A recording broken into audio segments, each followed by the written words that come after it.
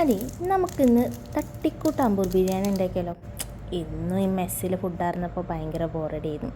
പിന്നെ ആദ്യമേ പറയും, ഇതെൻ്റെ രീതിയിലാണ്, അളവും കാര്യങ്ങളൊന്നും എനിക്കറിയില്ല, ഞാൻ ആവശ്യത്തിനിടും, അതാണ് എൻ്റെ സ്റ്റൈൽ.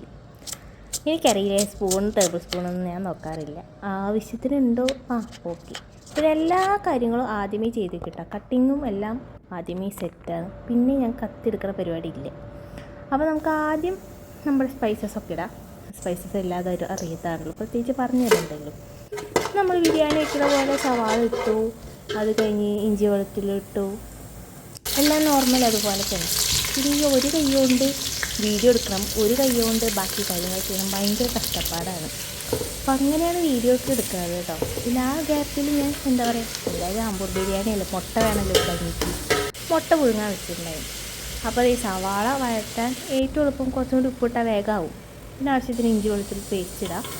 അതൊന്ന് വഴണ്ട് വരുമ്പോൾ എന്താ പറയുക, നമ്മുടെ തക്കാളി ഇട്ട് കൊടുക്കുക. വഴറ്റുക എന്ന് പറയും, നിങ്ങളുടെ നാട്ടിൽ എങ്ങനെ പറയാൻ എനിക്കറിയില്ല കേട്ടോ. അങ്ങനെ കുരുകുന അരിഞ്ഞ തക്കാളി ഇട്ട് കൊടുത്ത് ആവശ്യത്തിന് കുറച്ച് പച്ചമുളക്, 2-3 പച്ചമുളക് ഇട്ട് കൊടുത്തിട്ട് അതൊന്ന് വഴറ്റ് വരാം. വഴണ്ട് വരുമ്പോൾ നമുക്ക് അതിലേക്ക് ഒരു പിടി മല്ലിത്തൈയും ഒരു പിടി പുതിനയിൽ ഇട്ടു. അതും ഇങ്ങനെ ഇളക്കി പിന്നെ നമ്മുടെ മെയിൻ ഇൻഗ്രീഡിയൻറ്റ് ഇതാണ്, എന്ത്, കശ്മീരി മുളക് പൊടി. ഒന്നില്ലെങ്കിൽ കശ്മീരി മുളക് വെള്ളത്തിലിട്ടിട്ട് ചൂടുവെള്ളത്തിലിട്ടിട്ട് പേസ്റ്റാക്കാം, അല്ലെങ്കിൽ മുളക് പൊടി. ഇത് മെയിനായിട്ടും കളറിന് വേണ്ടിയിട്ടാട്ടോ, നല്ല കളറാണ്. ഇത് ആവശ്യത്തിന് ഇട്ട് കൊടുക്കുക കേട്ടോ, കളറിന് വേണ്ടി. മെയിനായിട്ടും ഒരു റെഡിഷ് കളർ ഇട്ട് നല്ല കളർ, എൻ്റെ പാത്രമൊക്കെ കളറായിരുന്നു. ഇനി ഇത് കഴുകി വൃത്തിയാക്കണം, കഷ്ടപ്പെടും. Okay, back to work. ഇത് ഇളക്കാം. അതിൻ്റെ ഒരു പച്ചക്കുത്ത് മാറുമ്പോൾ നമുക്ക് ബാക്കി പൊടിച്ചിടാം. നമ്മുടെ മല്ലിപ്പൊടി, മുളക് പൊടി, ഉപ്പ്, ഗരം മസാല, കുരുമുളക് പൊടി, ചിക്കൻ മസാല, എല്ലാ പൊടി ഇട്ടോ, നല്ലതാണ്. ആവശ്യത്തിനാണ് കേട്ടോ, ഏകദേശം നോക്കി നിങ്ങൾക്ക് മനസ്സിലാവും. അങ്ങോട്ട് ഇട്ടായിരുന്നു, പിന്നെ അളവൊന്നും നോക്കണ്ടാന്ന്. അങ്ങനെ അതൊക്കെ ഇട്ട് അതിൻ്റെ ഒരു പച്ചക്കുത്ത് മാറുമ്പോൾ ആവശ്യത്തിന് തൈര് ഒഴിക്കുക. തൈര് ഒഴിച്ച് ഒന്ന് സോട്ട് ചെയ്യാൻ മതി. നമ്മൾ കഴുകി വൃത്തിയാക്കിയ ചിക്കൻ ഇട്ടു. വലിയ പീസാവണം, എന്നാലാണ് ആമ്പൂർ ബിരിയാണിയുടെ സ്റ്റൈലിൽ വരുള്ളൂ. കുഞ്ഞു പീസൊന്നും ബിരിയാണിക്ക് സെറ്റാവില്ല.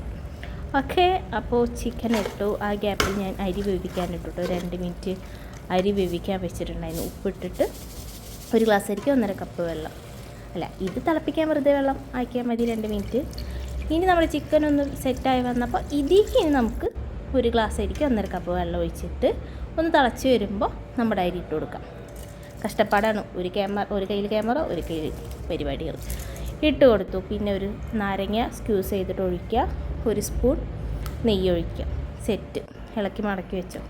ആ ഗ്യാപ്പിൽ തൈര് സാലഡ്. പിന്നെ ഒരു കാര്യം, ഞങ്ങളുടെ ഇവിടെ നല്ലൊരു സൗന്ദര്യപ്പണക്ക് ഉണ്ടായിരുന്നു, അതുകൊണ്ട് ദം ഇടുന്നത് കാണിച്ചു തരാൻ പറ്റിയില്ല.